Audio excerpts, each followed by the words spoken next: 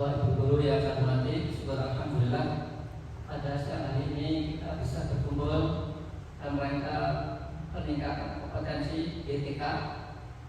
Yaitu semoga acara pada siang hari ini bermanfaat untuk kita semua. Materi yang kita bahas pada siang hari ini adalah disiplin positif dan modul ajar berintegrasi dengan KSE. Yaitu dan sebagai narasumbernya adalah Bu Perdana Brigada, dan kita sebagai pesertanya dan bisa memberikan baik dan bisa keterapkan di kelas masing-masing. Selain 5 kali tersebut, nanti kita akan menjelaskan juga terkait dengan pengelolaan kinerja, di mana kemarin hasil rapat pramuka itu ada baju baru tentang pengelolaan kinerja. Kita tidak ikut-ikutan membuat bajunya, tapi ada prinsipnya, isinya adalah sama, yaitu di Google Drive. Hadirin semua mengisi di Google Drive, nanti sudah masuk ke baju baru itu, namanya microset. Waktu itu nanti kita bahas lebih lanjut. Dan untuk materi yang pertama akan disampaikan Ibu Perdana Brigada terkait dengan disiplin positif dan modul ajar terintegrasi dengan KSE. Kepada Bu Perdana Brigada kami persilahkan. Terima kasih Bapak Siswa. Assalamualaikum warahmatullahi wabarakatuh. Waalaikumsalam warahmatullahi wabarakatuh. Yang saya hormati Bapak Kelas Yaitu Bundo beserta teman-teman rekan guru semuanya yang alhamdulillah sehat walafiat pada siang hari ini. Kita langsung saja ini karena mengingat waktunya juga sudah siang. Pada hari ini saya bukan ingin mentransfer ilmu atau menggurui. Di sini kita sama-sama belajar dari materi yang mungkin sudah saya dapat di pendidikan guru penggerak kemarin. Nah, salah satunya yaitu yang ternyata sekarang kita butuhkan dalam penerapannya di sekolah, yaitu tentang budaya positif dan kompetensi sosial emosional. Apa sih ini ya? Kalau kemarin kita sudah belajar sedikit tentang disiplin budaya positif. Nah, budaya positif itu ada beberapa konsep yang dipelajari, mulai dari disiplin positif dan nilai-nilai kebajikan, teori motivasi, hukuman, penghargaan dan restitusi, keyakinan kelas, kebutuhan dasar manusia, posisi kontrol guru dan segitiga restitusi. Jadi untuk mempelajari dan menciptakan budaya positif itu kita harus memahami dulu konsep-konsep 6 konsep ini. Selanjutnya, jadi dari materi budaya positif tadi sudah saya buatkan rangkuman. Rangkumannya seperti ini ya. Nanti penjelasannya sendiri-sendiri ada. Kalau dari kita tarik kesimpulan hasilnya seperti ini. Disiplin positif itu merupakan pendekatan mendidik anak untuk melakukan kontrol diri dan pembentukan kepercayaan diri. Nah, apa sih disiplin itu? Bisa dilanjutkan di sini.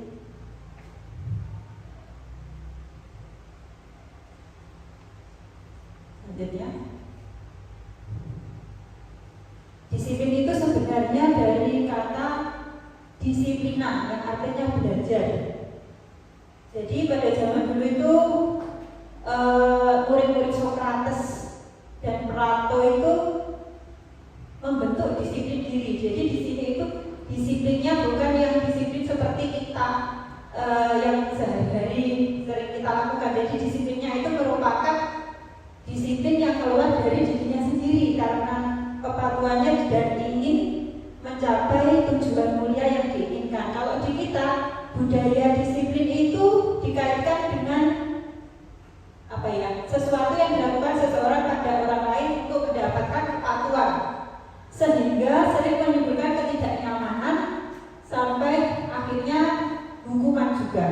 Padahal dalam budaya positif itu hukuman itu sangat tidak diperbolehkan ya. Jadi di beberapa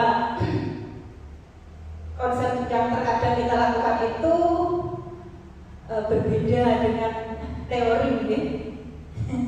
Karena kita melakukan teori itu tidak semudah yang dituliskan ternyata. Selanjutnya, nilai-nilai kebajikan. Nah, nilai-nilai kebajikan itu yaitu nilai positif manusia. Dan nilai kebajikan itu bersifat universal. Jadi dimanapun kita berada, kalau jujur itu yang nilai baik. Di Indonesia, di Eropa, jujur itu merupakan nilai kebajikan. Jadi nilai kebajikan itu sebuah nilai positif yang sudah diakui universal. Nah, nilai kebajikan yang ingin ditanamkan pada umat itu yaitu ini, yang sering kita buat P5, ya. Lanjut.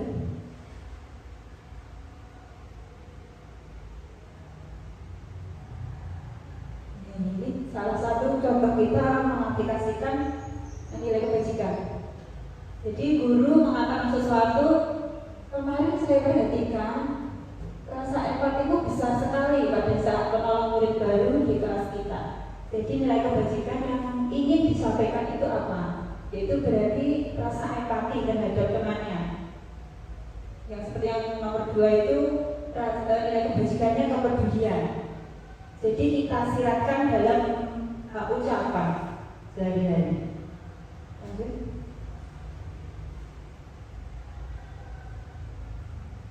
Konsep yang kedua yaitu teori motivasi perilaku manusia. Maaf ini kertasnya pendek-pendek. Nah ini menurut teori itu motivasi manusia itu ada 3. Nah ini ada motivasi eksternal, contohnya ini untuk menghindari ketidaknyamanan atau hukuman. Apa yang akan terjadi apabila saya tidak melakukannya? Itu jadi motivasinya eksternal, bukan dari dalam dirinya sendiri. Yang contoh kedua untuk mendapatkan imbalan dari orang lain. Jadi semua itu motivasinya dari orang lain, dia ingin mendapat imbalan. Nah yang ini kita biasakan yaitu motivasi internal dari diri siswa. Contohnya yang ini, anak sudah bisa menciptakan sebuah kebiasaan untuk menghargai diri sendiri. Saya akan menjadi orang yang seperti apa bila saya melakukannya. Jadi dia itu sudah punya kebiasaan untuk menciptakan budaya positif pada dirinya sendiri. Itu yang kita inginkan untuk memunculkan motivasi internal setiap anak. Lanjut.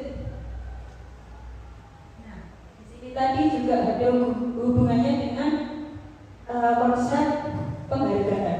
Ternyata penghargaan pun tidak selalu bagus ya.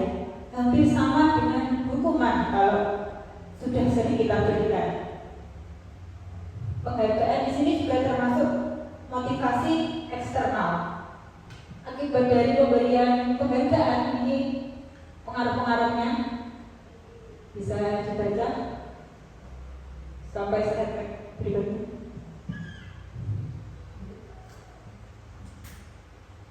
Jadi terkadang kita tidak kerasa itu kita memberikan penghargaan, tapi sebenarnya kita juga secara tidak langsung juga memberi hukuman.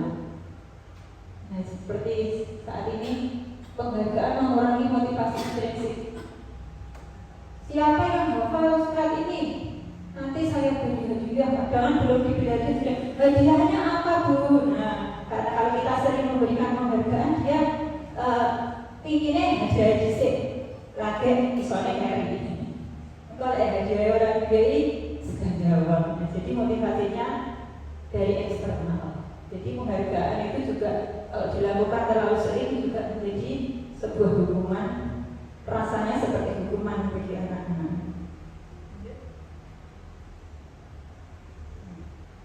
Perbedaan hukuman dan konsekuensi. Silakan dibaca ya.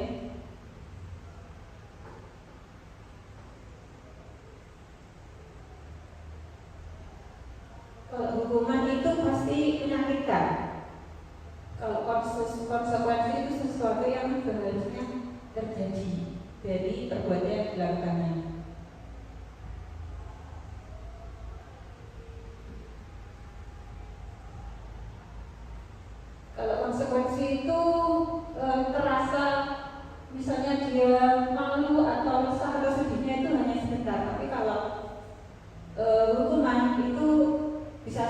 dendam kadang-kadang.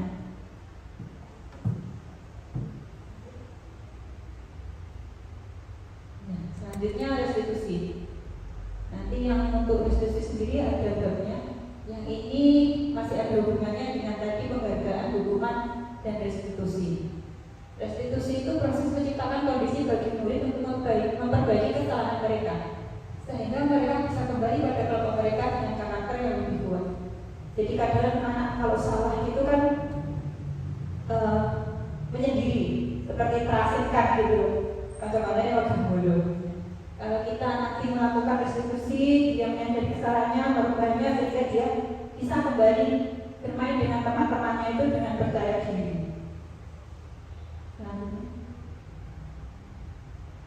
Nah ini hukuman itu termasuk identitas gagal. Kalau konsekuensi itu bersifat yang bawah ya. Kalau hukuman itu cenderung negatif. Kalau konsekuensi itu masih netral, dan yang positif itu adalah restitusi. Ini perbedaan dari ketiganya.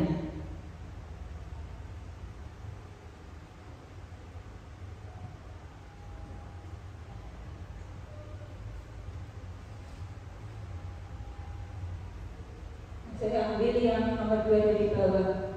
Peraturannya adalah apa? Kamu harus ini, kamu mendapat hukuman ini.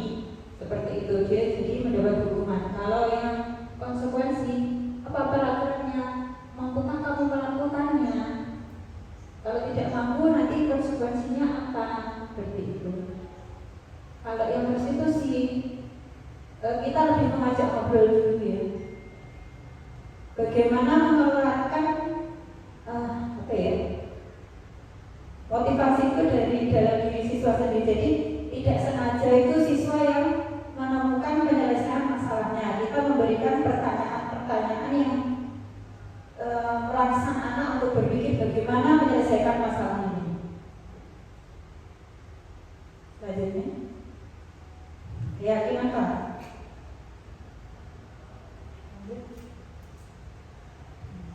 Keyakinan kelas seperti yang sering kita buat itu awalnya dari peraturan kelas. Peraturan yang bersifat mengikat. Dari peraturan itu nanti ada prosesnya. Dari peraturan kelas itu nanti lebih luas menjadi keyakinan kelas yang disepakati bersama. Tentunya keyakinan kelas itu berupa budaya-budaya positif, nilai-nilai positif, nilai-nilai yang baik. Terus meluas menjadi lingkungan yang positif. Otomatis kalau dari kelasnya sudah memiliki budaya positif, nanti di lingkungannya juga akan tercipta lingkungan yang positif, dan hingga akhirnya karena anak terbiasa dengan lingkungan yang positif itu nanti akan menjadi budaya yang positif. Selanjutnya,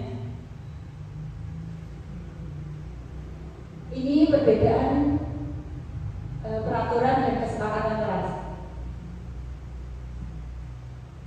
Yang tersebut. Lanjut. Dari peraturan yang biasanya dibuat itu dijadikan kalimat yang berisi kalimat positif. Selalu kembalikan buku ke tempatnya. Jadi tanggung jawab terhadap apa yang kamu lakukan. Dilarang mengganggu orang lain. Berarti keyakinannya adalah tidak mengganggu orang lain itu menghormati orang lain. Seperti itu sampai bawah.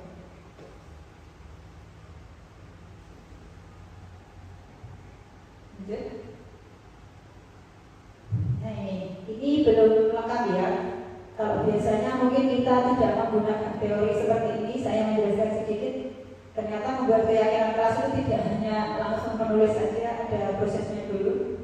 Seperti ini masih belum urut. Mungkin bisa membantu mengurutkan dimulai dari yang nomor berapa dulu deh. Tidak ada nomornya deh. Dimulai dari kegiatan apa dulu?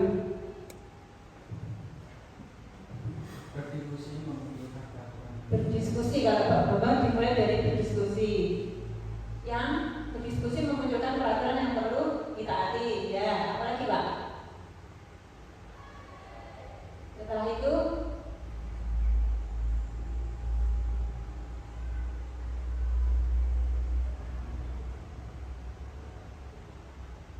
ada jawaban lain atau langsung kita lihat ujinya ya. Nah, ternyata benar ya Pak Bambang, yang pertama berdiskusi memunculkan peraturan yang perlu ditaati warga kelas. Jadi memang pertama kita membuat peraturan kelas dulu, misalnya dilarang membuang sampah ke kelas seperti itu. Setelah itu mengubah peraturan menjadi kalimat yang lebih positif, menjaga kebersihan kelas seperti itu. Selanjutnya mencari peraturan menjadi nilai kebajikan atau keyakinan kelas. Setelah disusun tadi, kita tentukan yang menjadi keyakinan kelas. Setelah itu yang nomor 4 berdiskusi mengenai gambaran perilaku. Kalau keyakinan kelasnya seperti ini, bagaimana nanti kalian melakukannya? Misalnya tadi menjaga kebersihan kelas, berarti apa tanggung jawabmu? Apa yang kamu lakukan? Nah, di situ siswa diajak berdiskusi mengenai gambaran perilaku yang dilakukan nanti sesuai keyakinan yang dibuat. Yang kelima berdiskusi tentang seluruh warga kelas. Nah, setelah itu perannya. Jadi kalau kegiatan ini siapa yang berperan? Tentunya kalau keyakinan kelas itu perannya seluruh warga kelas. Tapi kalau piket mungkin ya beberapa siswa yang piket saat itu. Yang terakhir meninjau ulang keyakinan kelas dari waktu ke waktu. Jadi kalau sudah jadi kita tetap perlu keyakinan kelas yang ini sudah berjalan atau di jalan kita mengajar, selama mengajar itu ada peristiwa apa itu yang tidak ada di keyakinan kelas, kita bisa merevisi menambahkannya di dalam keyakinan kelas.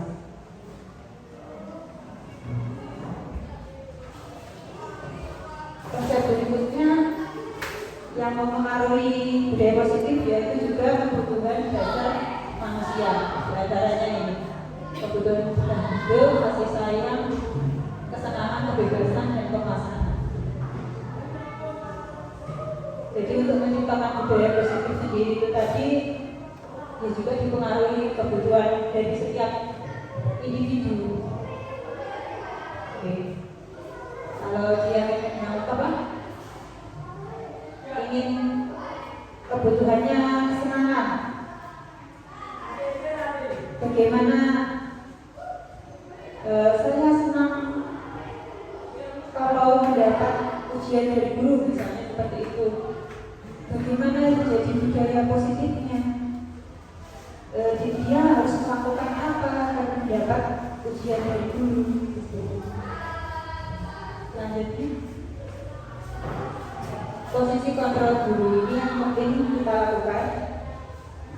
Jadi kita di sini ternyata memiliki beberapa posisi kontrol, tidak hanya mengajar saja ya. Ternyata di sini kita itu ada yang menghukum, membuat rasa bersalah, teman, pemantau, manajer. Di sini coba Bapak Ibu perhatikan di mana posisi kontrol Bapak Ibu yang sudah jalan. Kadang terus saya masih itu di identitas gagal membuat rasa bersalah. Nah, ternyata itu saya masih belum dikatakan sukses untuk memunculkan budaya positif. Nah, yang identitas berhasil itu yaitu kita posisi kontrolnya sebagai teman, pemantau, dan manajer. Dengan ciri-cirinya seperti itu.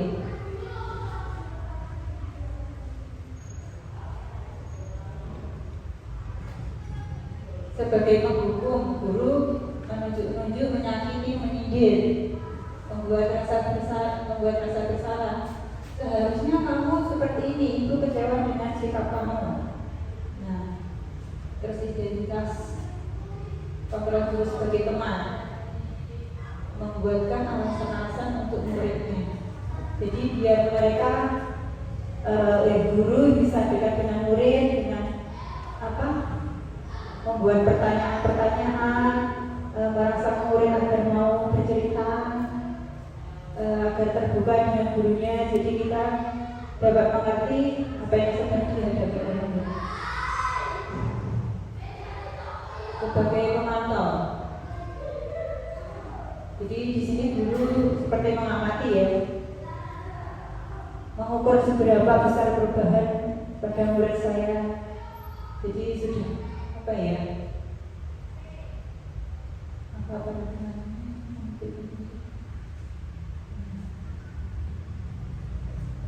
Nah, jadi beberapa posisi kontrol itu ada hasilnya. Kadang kalau kita sebagai teman itu siswanya jadi ketergantungan ya. Terus kalau pemantau itu menyesuaikan diri bila diawasi. Kalau yang manajer menguatkan pribadi, kita sering mengajukan pertanyaan-pertanyaan yang merangsang mereka. Seperti yang di nomor 2, ini guru berkata, nah itu yang dilakukan guru pada posisi kontrol sebagai manajer.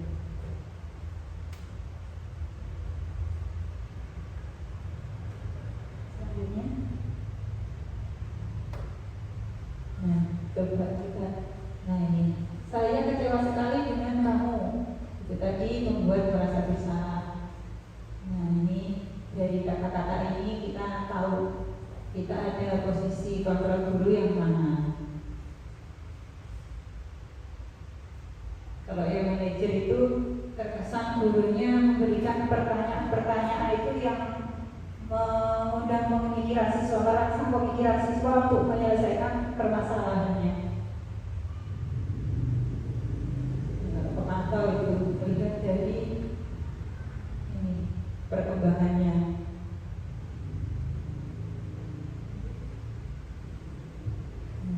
Ini pilihan kita.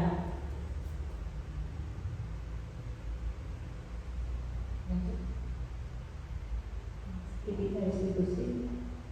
Nah ini segitiga restitusi mungkin yang sering kita dengar ya. Dalam segitiga restitusi itu ada tiga tahapannya. Yang pertama menstabilkan identitas, kemudian memvalidasi kebutuhan, dan yang terakhir menanyakan keyakinan.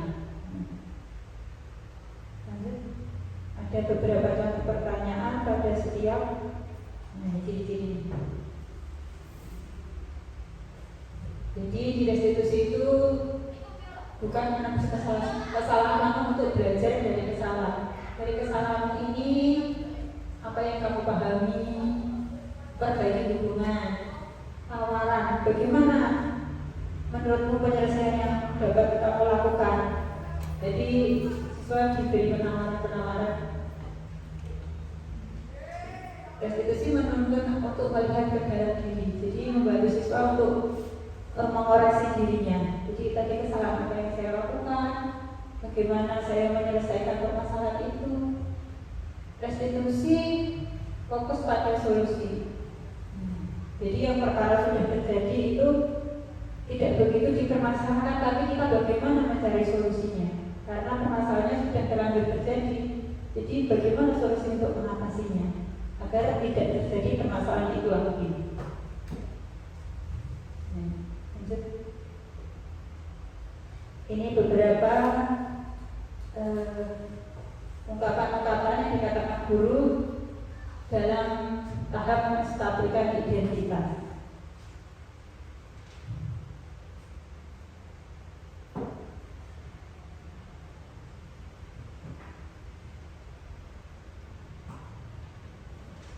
Jadi siswa seperti dikuatkan dulu, ya. Awal-awalnya seperti dikuatkan dulu. Nah setelahnya ini yang validasi kebutuhan. Kamu pasti punya alasan mengapa melakukannya.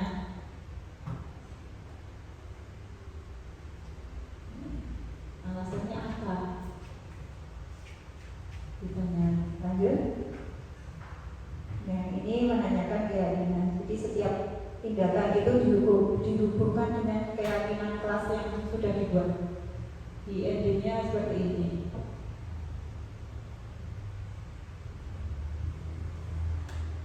Kita dapat mengaitkan dengan keyakinan kelas yang telah dibuat di kelas kita apa? Apakah kamu telah melampaui keyakinan kelas itu? Bagaimana yang dapat kamu lakukan jika kamu telah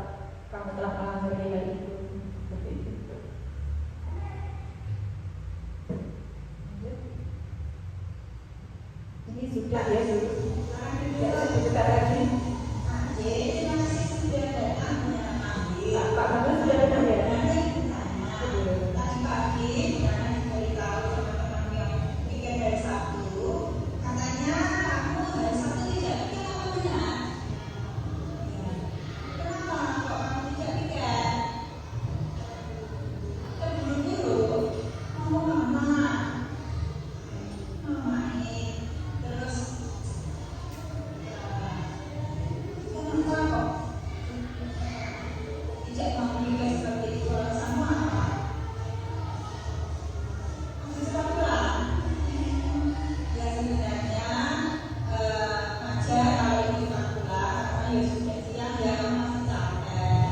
Tapi ya baiknya kalau kamu melaksanakan tugas itu. Karena teman-teman sudah pulang. Belum yang ini kamu sudah pulang. Nah, baiknya kamu bagaimana?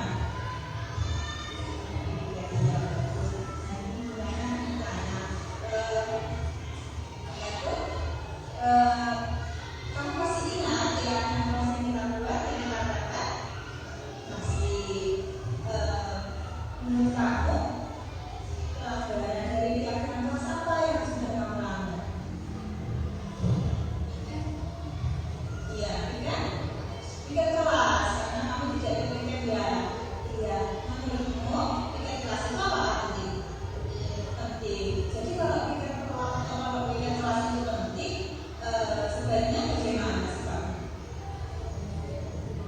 Iya, dan bagaimana mengajarnya? Tiket, apakah kamu mau berbagi seterusnya? Bagaimana cara kamu berbaginya dari sikap ini? Tiketnya sudah sesuai apa? Ya, mau dilaksanakan itu. Ya, baik. Semoga kamu bisa berubah dan menepati apa yang ingin kamu ubah ya. Tetap semangat, lakukan dan yang baik ya. Terima kasih Ade, silakan dilanjutkan tugasnya. Jadi di sini bukan saya yang memberikan solusi.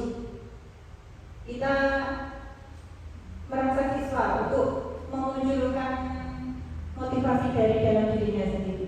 Kalau kamu melakukan ini, apa? Kita gali pertanyaan-pertanyaan terus. Kalau konsekuensi kan, kamu hari ini jamnya olahraga, tidak membawa baju olahraga. Konsekuensinya kamu lari memutari lapangan 3 kali misalnya seperti itu. Kalau konsekuensi kan sudah apa? Langsung diberikan seperti itu. Nah, kalau restitusi itu kita merasakan penyelesaiannya itu dari siswa sendiri dengan memberikan pertanyaan-pertanyaan yang dapat membangun pengetahuan siswanya sendiri untuk menentukan tindakan yang akan dilakukan. Lanjut. Alhamdulillah satu bab sudah selesai. Yang kedua, kompetensi sosial dan emosional. Apa ini ya? Kompetensi sosial dan emosional itu kompetensi yang berhubungan dengan pengetahuan, keterampilan, dan sikap mengenai aspek sosial dan emosional. Jadi dalam konsep ini yang akan kita kembangkan pada siswa kita maupun pada diri kita, yaitu konsep-konsep ini, kompetensi ini. Kesadaran diri, manajemen diri, kesadaran sosial, keterampilan berrelasi, pengambilan keputusan yang bertanggung jawab. Ini penting untuk kita sebagai guru ataupun kita tanamkan kepada siswa kita. Jadi nanti ada contohnya bagaimana mengembangkan kompetensi ini pada siswa. Lanjut. Nah, kesadaran diri. Kesadaran diri. Nah, kesadaran diri itu dari kita sendiri. Kita menyadari, oh aku gila emosi ini. Perasaanku sedih seperti ini, perasaanku kalau kecewa seperti ini. Kita harus menyadari dulu diri kita sendiri dulu. Aku kalau emosi kok gini, kok sedih. Aku kok gampang baper. Nah, kita harus memahami diri kita sendiri. Jadi kita harus menyadari dulu tentang emosional kita. Terus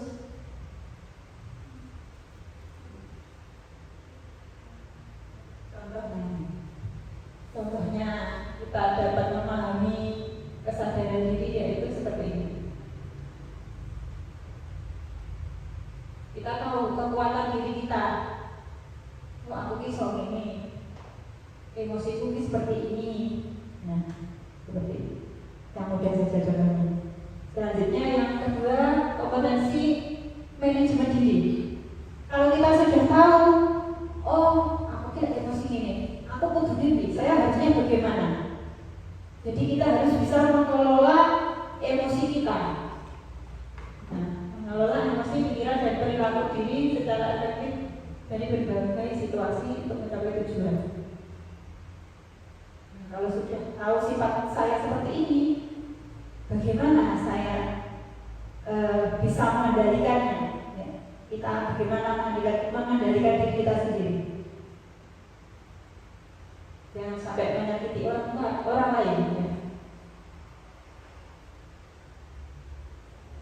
Seperti ini contoh-contohnya. Lanjut yang kompetensi ketiga, kesadaran sosial. Nah, di sini kita belajar untuk memandang sesuatu dari sudut pandang orang lain. Kita berpikir di posisi orang lain. Ya. Jadi karena kita sudah bisa memahami diri kita sendiri, dapat mengelola emosi kita. Selanjutnya tantangan kita di sini kita dapat menempatkan diri sebagai orang lain, berempati pada orang lain. Malah jadi bukannya ini abot, nah seperti itu. Perasaannya memakai apa? Tidak apa? Amat juga itu tes memakai kesel. Nah, jadi kita harus tahu, jadi dulu pak kesel tak emang aneh, nah seperti itu. Kita harus bisa berposisi berpikir dari sudut pandang orang lain.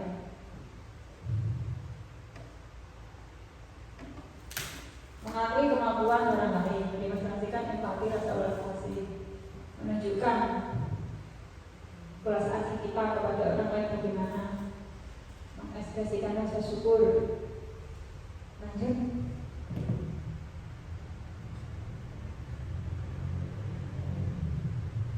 Kemampuan berrelasi.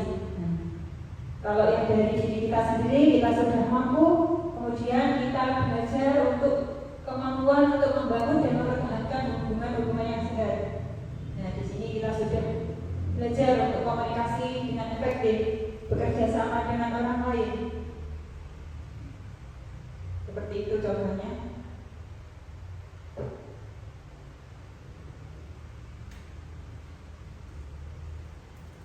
Dan yang terakhir, pada intinya akhirnya kita harus dapat mengambil keputusan yang bertanggung jawab. Setelah kita dapat mempelajari apa tadi kompetensi-kompetensi itu, pada akhirnya kita dihadapkan untuk mengambil sebuah keputusan tanpa rasa emosi, juga memikirkan orang lain. Nah, intinya di situ.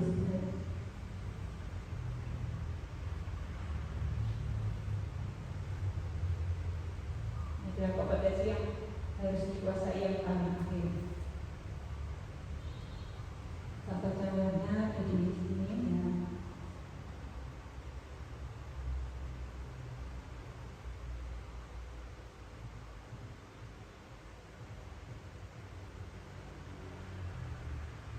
Jadi sudah sangat luas kalau sampai mengambil keputusan yang bertanggung jawab, melibatkan banyak orang. Selanjutnya, ini ada beberapa contoh bagaimana kita mengembangkan kompetensi sosial emosional dalam pembelajaran. Nah, ini kompetensi yang dikembangkan yaitu kesadaran diri. Bagaimana kita membentuk kesadaran diri dari murid kita yang kita lakukan ini. Di sini kita memang banyak memberikan kata-kata ya, karena guru itu seperti radio ya. Walaupun sekarang tidak banyak berkata, tapi kita tetap harus memberikan nasihat-nasihat. Itu tetap penting. Guru memposisikan murid untuk masuk dalam berdoa yang dikatakan, anak-anak sebelum kita memulai pembelajaran agar ilmu yang kita boleh bermanfaat, mari kita berdoa terlebih dahulu. Nah, di sini anak-anak kita rasa kesadaran dirinya agar kamu itu mendapatkan ilmu yang bermanfaat, mari kita berdoa dulu. Jadi menyadarkan diri anak-anak dulu. Yang terlibat di mana waktu durasi yang diperlukan. Selanjutnya, manajemen diri. Mengumpulkan tugas tepat waktu. Apa yang dikatakan guru?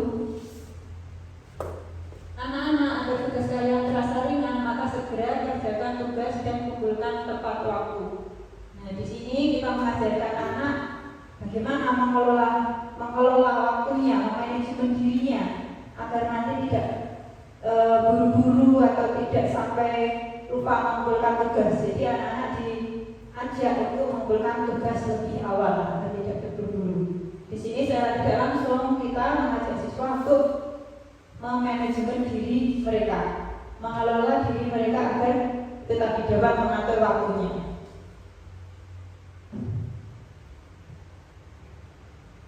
Lanjut. Kesadaran sosial.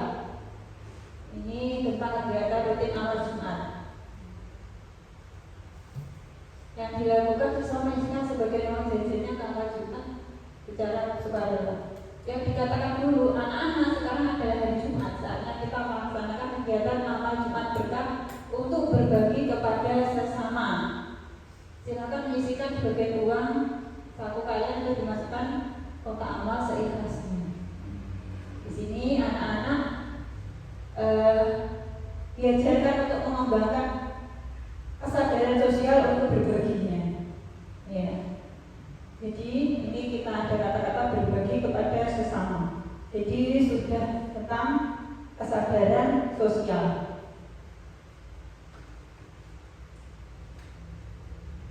Selanjutnya ini sama. Jadi ini cara memotivasi guru.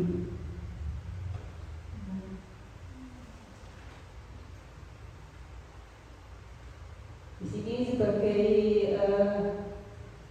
cara-cara yang dilakukan guru untuk memunculkan emosional anak tentang itu tadi, kesadaran sosialnya. Lanjut. Keterampilan berelasi, lomba kebersihan kelas, berelasi berhubungan dengan tadi kerjasama. Nah di sini guru mengkoordinir pembagian tugas lomba kebersihan yang dikatakan guru anak-anak agar hasilnya maksimal. Mari kita bagi tugas secara berkelompok. Silakan bekerja sama mengerjakan tugasnya masing-masing. Jadi di sini ditekankan adanya kerjasama untuk menyelesaikan sebuah tugas.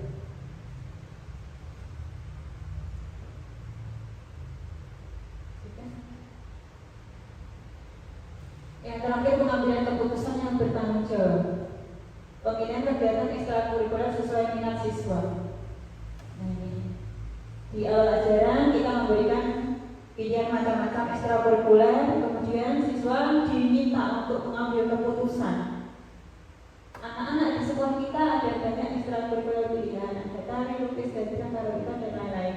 Silakan anak-anak memilih salah satu dari ekstrakurikuler pilihan yang sesuai dengan minat dan bakat kalian. Nah, disuruh mengisi angket yang akan dibagi. Di sini anak-anak otomatis berarti untuk mengambil keputusan sesuai apa? Dia di dalamnya sudah pikir, oh saya bisanya yang ini. Saya mengambil keputusan untuk memilih ekstra yang ini.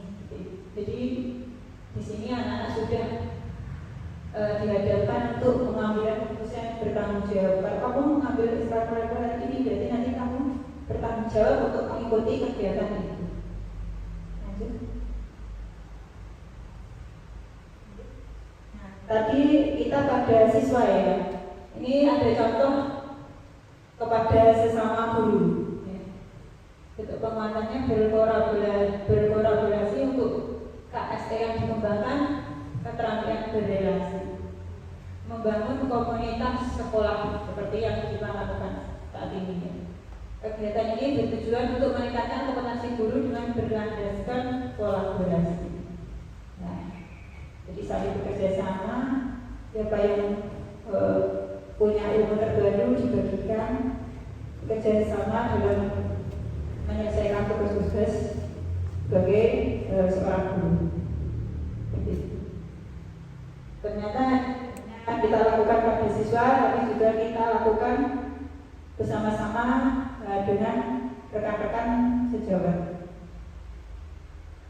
Selanjutnya, nah, untuk kita dapat menguasai atau menguatkan 5 kompetensi tadi, nah, kita perlu mindfulness. Mindfulness itu apa?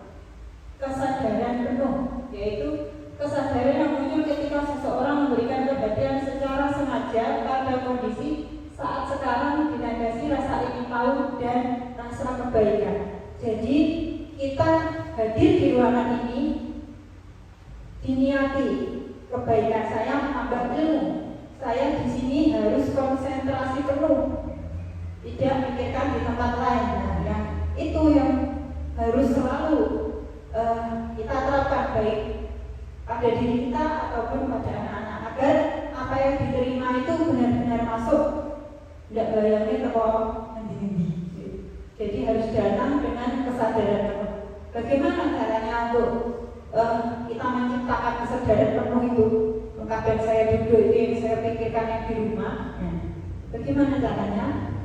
Selanjutnya, yaitu dengan teknik stop. Teknik stop itu merupakan salah satu teknik mindfulness atau kesadaran penuh yang dapat digunakan untuk mengendalikan diri pada kondisi saat ini dengan kesadaran penuh. Stop merupakan akronim kepanjangan dari ini. S-nya stop atau berhenti. T-nya take a deep breath atau tarik nafas dalam. Observe, O-nya amati atau observe, amati. Yang P-nya proceed, lanjutkan. Bagaimana cara melaksanakannya? Kita awali dari stop. Stop yang artinya berhenti. Sejenak kita ajak anak-anak untuk berhenti melakukan aktivitas apapun. Misalnya bekas masuk sudah bawang. Anak-anak coba berhenti dulu, jangan melakukan kegiatan apapun, akan di atas meja. Stop dari semua kegiatan. Selanjutnya, kalau anak sudah diam, kita pandu untuk menarik nafas panjang. Pelan-pelan, walaupun kalau anak SD ini nanti mesti sedikit-sedikitan. Di sana sedikit-sedikitan. Nah, karena saya praktekkan awalnya memang begitu. Jangan sampai anak-anak berhadapan, kalau bisa pas ini pandangannya ke depan semua. Tarik nafas panjang, keluarkan. Rasakan udara yang kayak di hidungmu. Dirasakan, tarik nafas lagi sampai 3 kali. Terus observe, amati.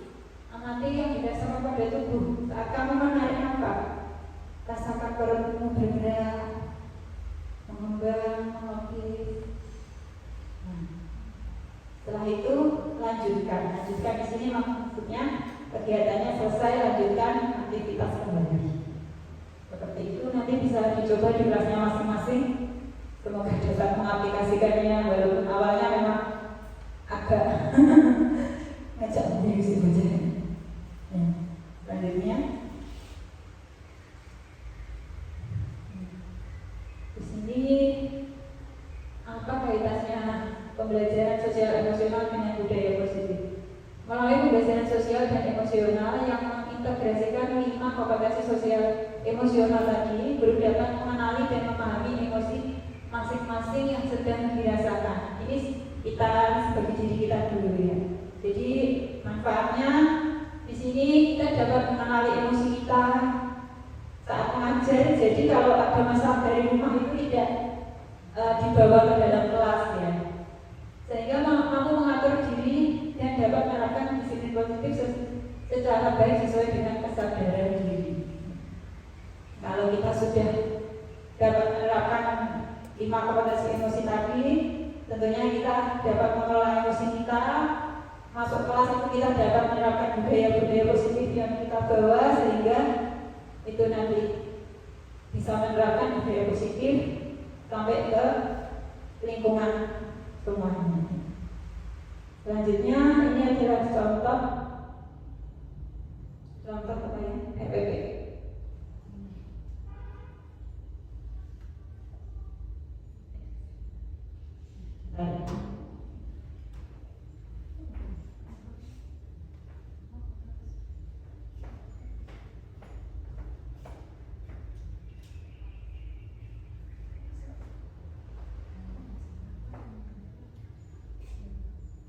Ini contoh RPP kemarin yang saya buat saat pendidikan guru penggerak. Sebenarnya tidak ada tidak ada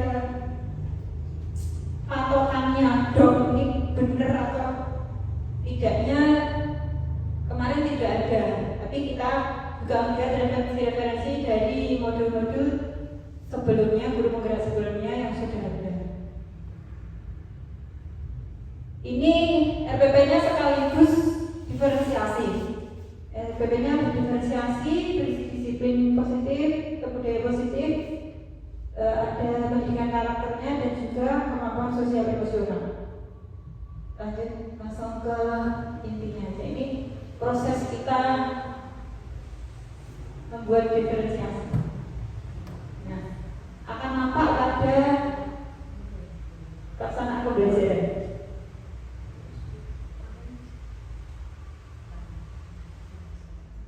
Nah ini seperti biasanya belum persiapan siswa, memeriksa kehadiran siswa. Ini pendidikan karakter dulu, memilih doa. Disiplin positifnya di sini mengaitkan tentang keyakinan kelas atau kesepakatan kelas. Itu termasuk salah satu contoh disiplin positif yang ada di dalam RPP. Kemudian sebelum memulai pelajaran, di sini saya masukkan kegiatan stop tadi ya, teknik stop tadi, agar siswa bisa tenang dulu, bisa konsentrasi dulu. Langkah-langkahnya seperti yang saya contohkan tadi, atau bisa menambahkan musik. Nah ini selanjutnya tadi memanajemen diri. Jadi melakukan stop itu agar anak-anak dapat manage dirinya untuk apa? Untuk mengelola agar dia siap belajar. Di sini. Lanjutnya.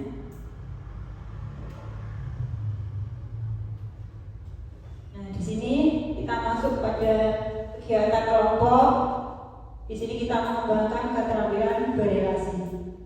Sudah dalam tahap melaksanakan tugas-tugas dalam kelompoknya itu kita masukkan kata-kata seperti yang contohnya tadi ya, agar tugas kalian dapat selesai dengan maksimal tepat waktu. Silakan bekerja sama dengan teman-temannya seperti itu.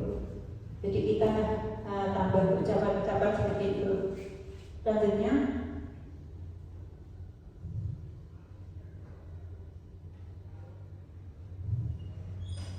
nah ini di akhir ini juga saya masukkan KSE lagi saat refleksi.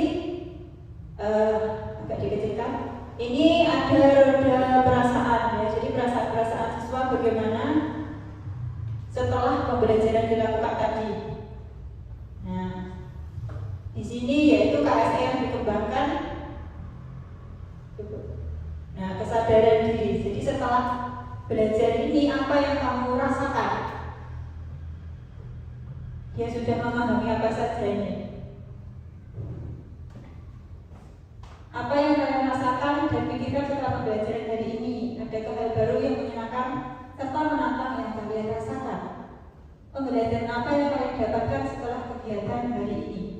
Nah, jadi ini kan harus tahu dari dirinya sendiri.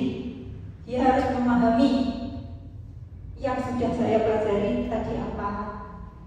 Sekarang perasaan yang saya rasakan apa? Jadi dia harus menyadari dari dirinya sendiri. Dengan pertanyaan-pertanyaan yang merangsang siswa. Disiplin positif yang terakhir yaitu kita mengingatkan kembali kepada siswa yang masih melanggar kesepakatan kelas. Kita tetap membuat perkataan-perkataan atau ucapan-ucapan yang dapat memotivasi siswa. Bagaimana menumbuhkan motivasi internalnya tadi ya. Nah, seperti itu. Kalau untuk asesmennya tetap seperti biasa, hanya kemarin diselipkan kompetensi-kompetensi itu dalam kegiatan pembelajarannya saja. Jadi tidak masuk sampai di asesmennya.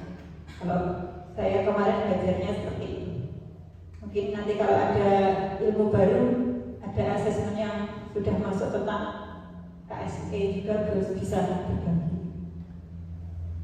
Sudah. Sekian yang dapat saya sampaikan. Nah, apakah ada pertanyaan? Tidak ada, ya? Nanti menghubungi di belakang saja kalau ada. Sekian yang dapat saya sampaikan. Semoga dapat memberikan manfaat bagi rekan-rekan semuanya. Saya akhiri. Mohon maaf bila ada salah-salah ucap. Wassalamualaikum warahmatullahi wabarakatuh.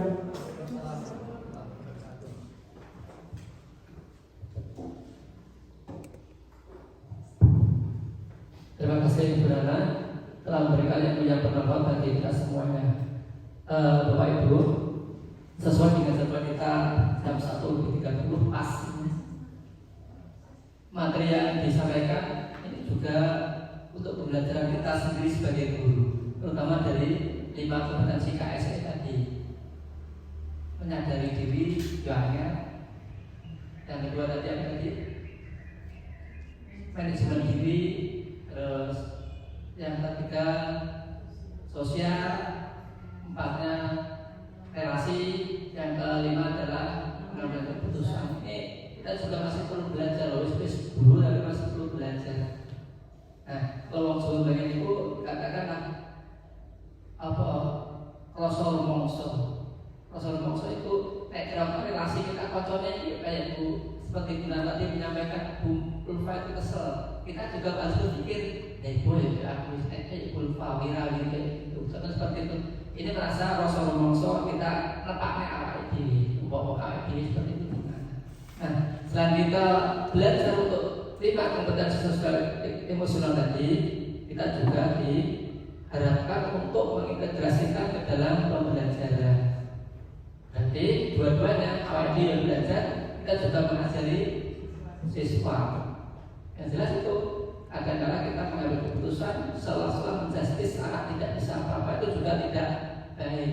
Mungkin juga kita perlu merefleksi diri juga harus bagaimana seperti itu. Jadi untuk jelasnya nanti bisa berjalan, bisa selalu kolaborasi. Saya mengambil nama ini ya pas benar. Kalau pembelajaran ekspresi yang pas, explore, prestasi, aktuali, kolaborasi. Jadi di sini teman-teman kita tidak ada yang lebih daripada yang lain, semuanya harus kolaborasi, saling melengkapi. Mesti kesel ya kesel kabeh, siji reso kudu iso kabeh, siji reso kudu iso kabeh. Caranya bagaimana? Jangan takut bertanya dengan teman. Sebagai contoh apa kegiatan saya apabila ada rapat dan harus segera ditindaklanjuti. Mungkin dari SD yang lain juga bisa sudah menyampaikan kenapa seperti itu. Nanti apabila ada teman-teman yang kurang bisa dilengkapi dengan teman yang lainnya. Inilah namanya kolaborasi. Saya selalu memantau Mbak Emma, bentuknya bagaimana, bosan bagaimana. Seperti kemarin saya dengan istirahat itu membuka PMM belalah datanya Mbak Lia belum masuk lah kayak gitu. Apa masalahnya di mana? Nah, ini akhirnya bisa diselesaikan. Inilah namanya kolaborasi. Saya juga belajar dengan teman-teman seperti tak bisa kemarin kalau kita kerja gitu.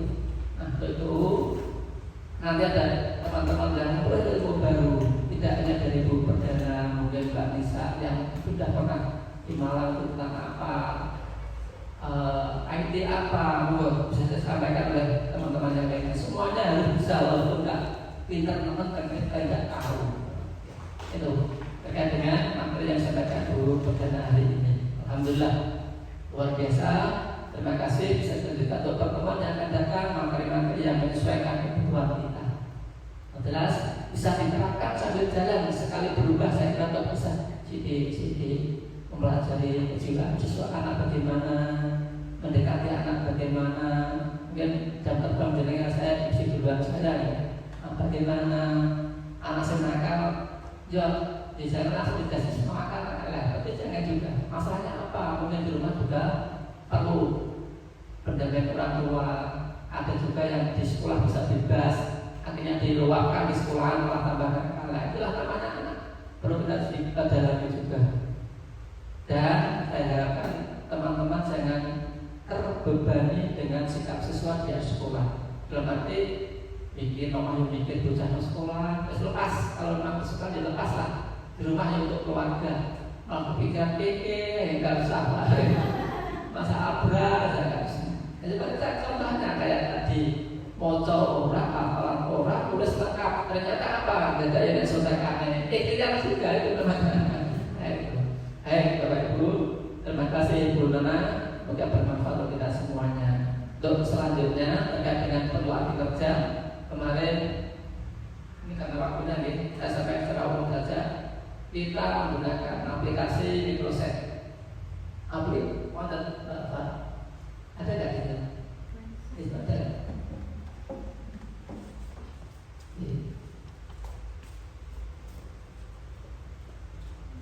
Tapi di Google Drive kan betul apa?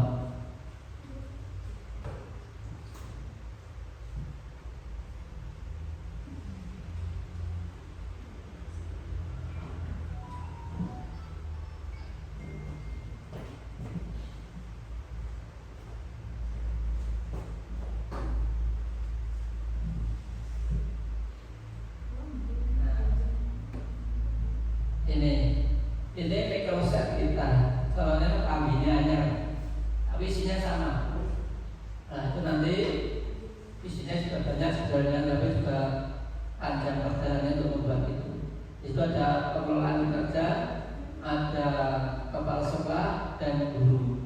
Nah nanti kepala sekolah itu isinya saya dan guru itu semuanya yang masuk ke dalam PMM. Jadi diklik gurunya Pak bisa.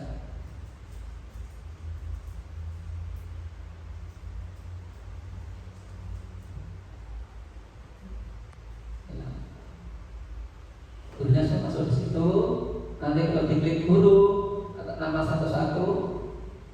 Nah ini ada di situ. Andaikan diklik, Mbak bisa dulu coba. Apa yang diupload ini ada. Yang diupload modul ajar, rota, promes,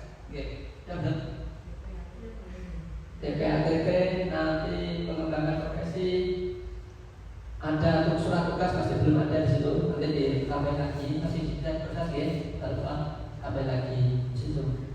Nah, jenengan hanya cukup memasukkan ke Google Drive-nya saja, kayak saya langsung masuk ke Microsoft ini. Ya, itu nanti kalau sudah masuk ke Google Drive yang diberikan oleh Mbak Lupa kemarin, itu nanti nggak usah masukkan ke Microsoft-nya, tidak usah, langsung masuk. Dan Microsoft-nya nanti saya linkkan ke Pak Pengawas, Pak atau yang bisa menilai saya, bisa menilai dengan semuanya. Tapi nanti akhirnya, endingnya penilaian kerja panjenengan tetap di kepala sekolah. Hanya melihat kira-kira nanti kampus itu enggak tahu tentang teman-teman guru itu ada, kayak gitu aja. Terkait dengan RPP atau modul ajar yang modul kelima masih belum. Modul kelima itu belum dimasukkan. Belum, ya. Ini ada modul kelima nanti biar dimasukkan Bapak atau Mbak bisa hanya 2 modul ya, 2 semester. Yaitu itu rumah barunya seperti itu.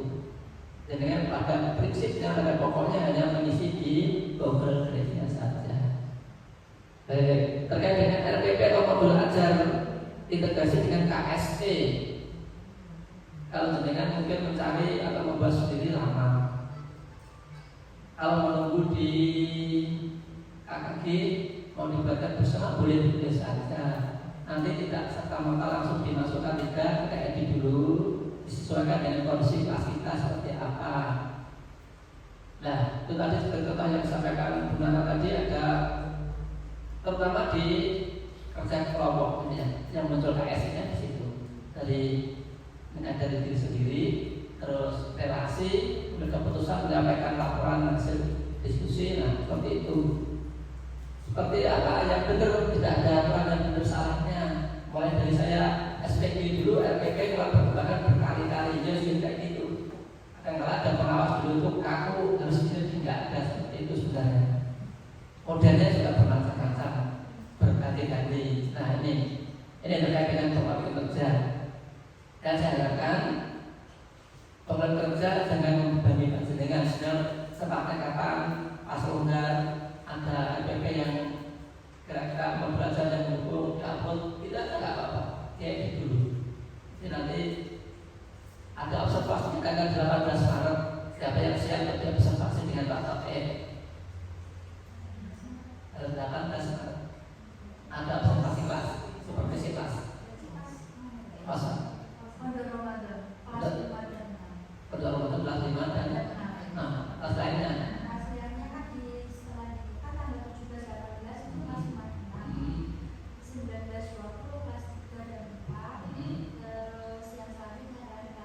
Berarti bagiannya satu juta ya.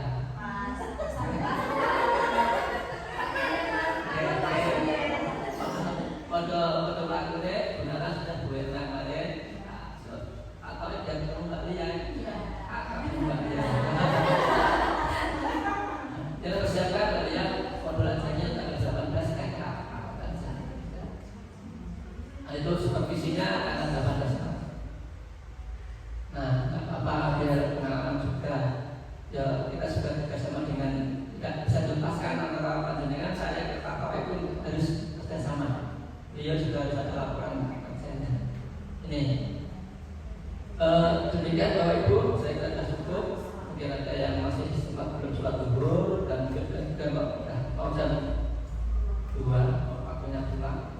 Kurang lebih mohon maaf dan terima kasih sudah berkolaborasi bersama. Akhirnya saya tutup. Wassalamualaikum warahmatullahi wabarakatuh.